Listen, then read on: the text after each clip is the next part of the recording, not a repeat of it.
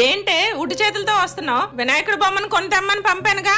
కొందామనే వెళ్ళానమ్మా, కానీ దారిలో ఒక చిన్న పిల్లడు ఆకలి అంటే పక్కన మీల్స్ ఉంటే కొని ఇచ్చేసాను.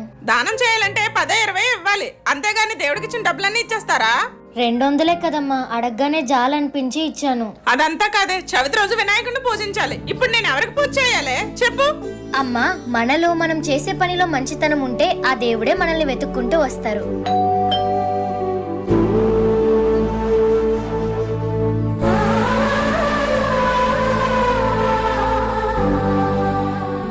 అదేంటండి, నేను వినాయకుని కొనమంటే అర్జెంట్ పని ఉందని వెళ్ళిపోయారు, ఇప్పుడు మీరే కొని తెచ్చారు. అదే నాకు అర్థం కావట్లేదే.